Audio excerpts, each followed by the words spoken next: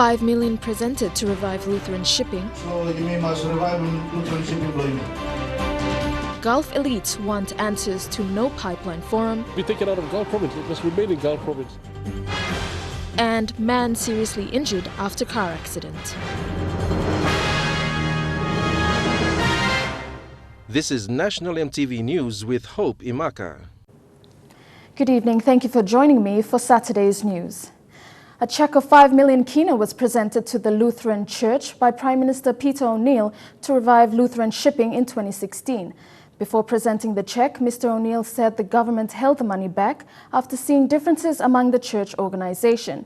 The 5 million kina is of 10 million committed in the previous synod in Madang province. Despite the recent drama at the 30th Evangelical Lutheran Church Synod, Prime Minister Peter O'Neill was warmly welcomed in Finchafen by church leaders and political leaders of Moresby province.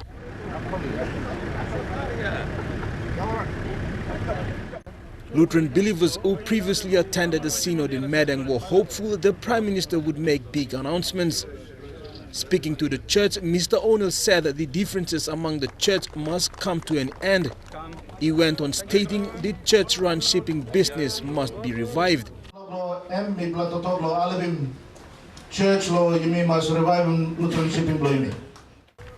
O'Neill said a better understanding between the government and church must be the key to bring services to the people. Making sure talk all policy law, you must come up where and providing service na good sedan all man very country. The Prime Minister said other Moresby MPs have improved shipping services and the government will aid such initiative. Some of the services for shipping must come up. Speaker one time all Narbla members of Moresby now set him up one company working this law. And two, you may invite him church law come inside. The Prime Minister was there to close the 30th Evangelical Lutheran Church Synod. Jack Lapava Jr. National EMTV News. Focus Gulf PNG Incorporation is calling on the government and its stakeholders to give updates of the No Pipeline Forum held last year in Port Moresby. The call was made today at the launching of their monthly newsletter, Gulf in Focus. Vasinata Yama reports. In September last year, the group held a forum and presented a position paper to the then Petroleum Minister Nixon Duban and its LNG stakeholders to have no pipeline out of Gulf. This means that every stage from streaming to processing must be done in Gulf province. They say they haven't received any updates yet. We need to update our people, and the more we keep them in suspense, they come to some conclusion that we are leading them astray. The group was set up as a form of public oversight, ideally to increase accountability and quality of social services, environment impact on affected areas, and to contribute to the management of natural and physical resources of Gulf province. Their focus is to pressure their provincial and local level government to bring change. This letter will disseminate information on the development of Gulf province. The group said that a lot of issues are not heard. Many are raised through the social media, and those in the rural areas are left out. One of the tools to bring change and disseminate information to the silent majority in Gulf province is through the newsletter. Containing in the newsletter are the local news, LNG updates, and sports stories.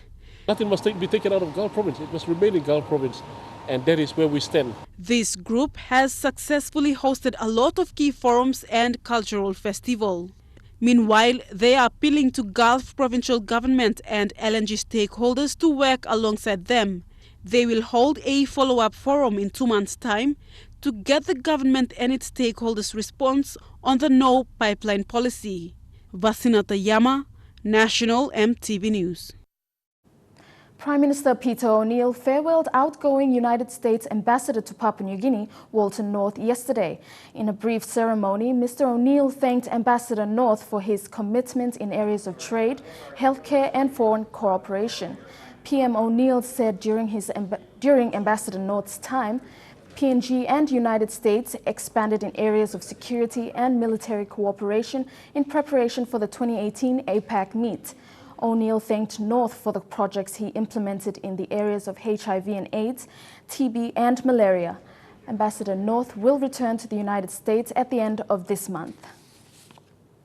Stockmen at the Kaki cattle farm in the Central Province have expressed concern for losing their jobs due to management's decision to venture into other businesses. The farm has been neglected with machineries rusting and infrastructures deteriorating. However, Kaki Plantation Limited Operation Director Chris Sadler claims they were looking into other profitable markets like timber and dairy. Head stockman Robbie Owa, who has been employed in the farm for 20 years, said that they were suspecting that the company was winding down and specialized stockmen like him will lose their jobs. The farm has been neglected with grass growing everywhere and farm machineries rusting away.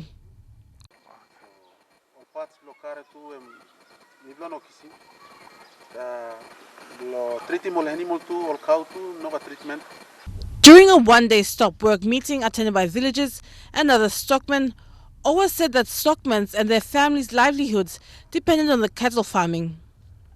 A village elder, Benny Mida, also expressed similar concerns, saying that their children work on the farm and will be jobless if the company winds down the cattle farming.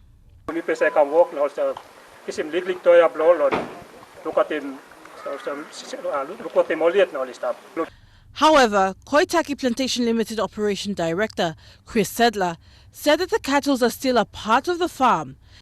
There's 1,000 hectares of plantation timber, which is worth, the cattle that are there are worth about 7 or 8 million kina. Okay. They only return about 2 million kina a year. The timber that's there is worth 50 million. The timber harvesting next week, and that'll be around about 10 million kina a year. So the cattle are very insignificant in the whole scheme of things.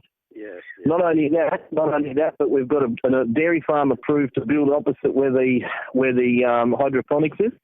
Sadler said that the stockmen are being paid wages as required by rural agriculture sector requirements. Adelaide Xerox Kari, National EMTV News.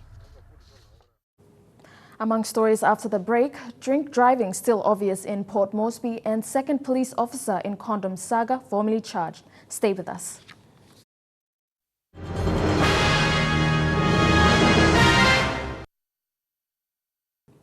Welcome back to the news.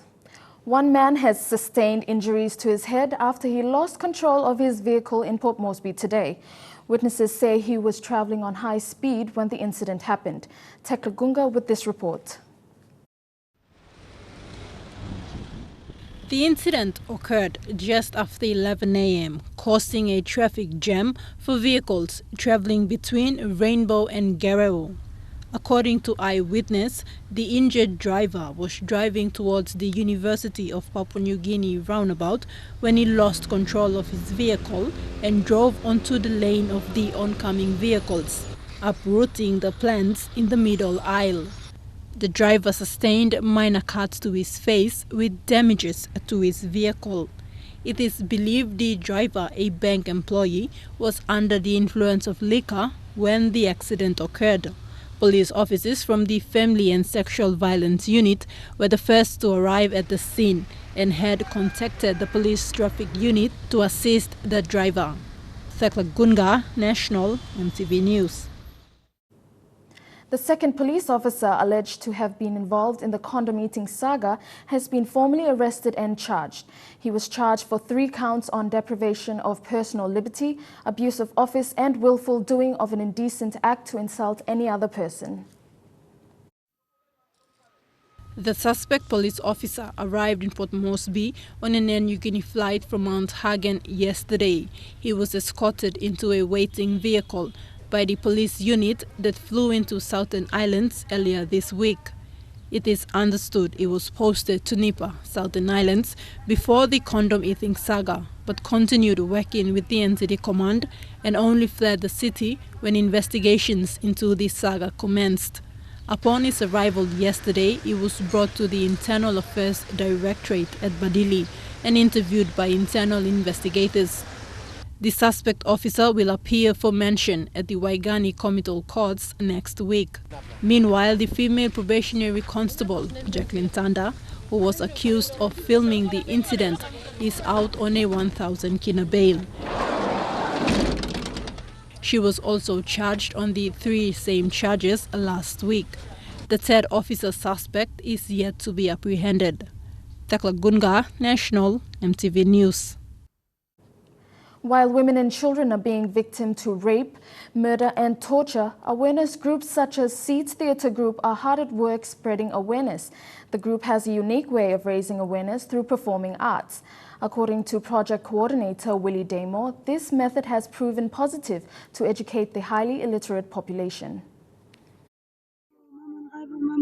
After the high cases of reported incidents in the Highlands region of sorcery-related violence against women, the Seeds Theatre Group established the Women Not Witches project in 2014 to educate and change the perception of men and the wider society in order to reduce the violence. Basically, you're targeting the islands area. They believe that through drama and storytelling, they can reach a wider audience, especially the illiterate population. Trying to go down to the people, go down to their level, to their way of thinking and understanding, and try to get a message across to them. Apart from theatre performances, the Seeds Theatre Group has set up a response team in Western Highlands Province. Response team, so they have this, when you have the case of social violence, they go out and rescue the victims, and they also conduct little training and awareness in the areas. Since its formation, the Seeds Theatre Group has reached more than 100,000 individuals. So we have previously funded by OSAID, UN Women, Oxfam, address all sorts of issues like HIV/AIDS, electoral good governance. So when we submitted our application to Canada government, they decided to fund this awareness on sorcery. This is only a step closer to educate communities and eliminate violence against women in the country. Through this awareness, people must be aware that there are human rights and women rights laws that protect women and that violating it is a crime. Marilyn Diaukatam, National, EMTV News. Colgate Palmolive's Bright Smiles, Bright Future oral health program at Waigani Central's car park today attracted children and their parents from around the city. The BSBF program has expanded from just promoting healthy oral practices to integrating Colgate's Clean Hand, Good Health Hygiene program. Parents' active participation in the programs were encouraging for children to follow. Colgate Palmolive's Bright Smiles, Bright Future oral health program saw a great number of enthusiastic children turn up with their parents for free dental checks courtesy of the National Health Department and Colgate Palmolive, as well as fun factual lessons that encourage children to brush regularly with fluoride toothpaste and reduce their sweet intakes for better oral health. The key objectives of the BSBF School Oral Health Program is to develop in children habitual healthy oral care and hygiene practices, skills they can take ownership of at a young age and carry into adolescence and adulthood. Each child and parent was given a participation kit, which included 2 Colgate toothbrushes and toothpaste, Protex soaps, and educational flyers. Even the infamous Dr. Rabbit was there to give the children's learning environment a fun twist. EMTV's Vocal Fusion, who also work closely with Colgate, gave a groovy momentum to the day's events with performances from young talents Sumira Natera and Tinzi. 2015's Bright Smile, Bright Future program saw a good 245,000 children and adults educated on the importance of good oral health and aims to reach yet over 300,000 Papua New Guinean children in 2016. Melissa Goviro, National EMTV News. Trukai Sports is next. All the details after the break. Stay with us.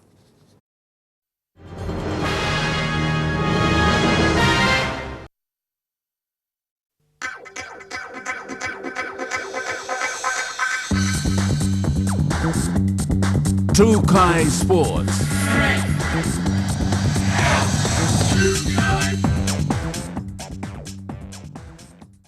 Welcome to Kaki Sports. Round 7 of the Telecom National Soccer League Southern Conference today saw FC Port Moresby taking on Gigira Laitepo on a nail-biting 1-0 win. This win now sees FC Port Moresby maintain second place behind competition leaders Hekari United. Shane Saroya with more. Gigira Laitepo were up against FC Pom in the first match of the Telecom National Soccer League Southern Conference Round 7. FC Pom began with fast play, moving the ball from left to right. And with few changes made to FC Pom's starting lineup, Nathaniel Lepani coming from the bench last week to start the match. Numerous goal attempts by Gigira Laitepo's Clement Willis and captain Ian Yanum were fired off target. FC Pom's Neil Hans taking a shot at goal with 2 penalty goal attempts, drifted just off the bars, and the second attempt saved by goalkeeper. However, Basil Jafari remains Gigira Laitepo's biggest attacking threat. He was closely marked by FC Pom defender John Sam. The second half saw FC Pom took off with a flying start just less than 5 minutes into the game, and Nathan James scored FC Pom's first and only goal of the match with a through ball down the middle. Minutes later, foul play by FC Pom's defender Cyril Muta saw him red-carded with a quarter of the match to go. Also, Gigira Laitepo strikers both substituted as lackluster frontline for Gigira failed to take chances in front of goal, with captain Ian Yanum not surprisingly substituted as he failed to combine well with young midfielder Edwin Taberia. Gigira, however, controlled possession and kept the ball at FC Pom's half end of the field, which left FC Pom struggle to defend their territory most of the time. But in the sound of the final hooter, it was FC Pom who came out victorious. Shane Saroya, National EMTV Sports. This afternoon's match of the Telecom National Soccer League at Les Sir Ignatius Ilklage Stadium between Admiralty FC and Medang FC saw both teams held to a 1-1 draw. The first half of the match saw ball exchanges before going into half-time with both teams yet to score.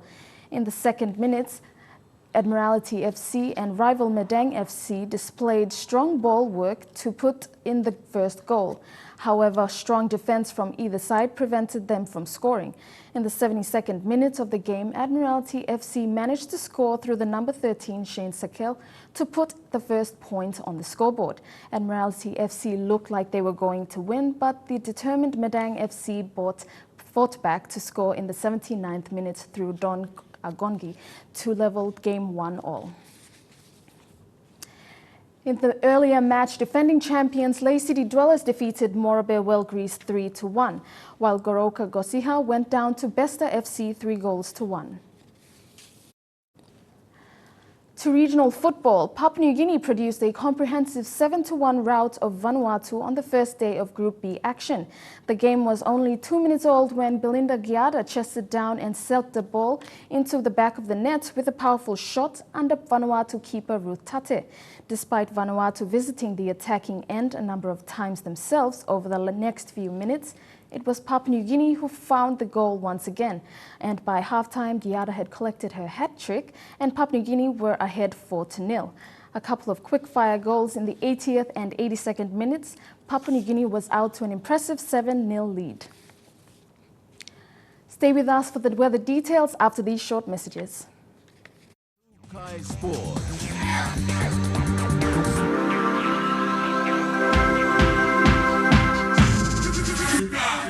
Kaki Sports.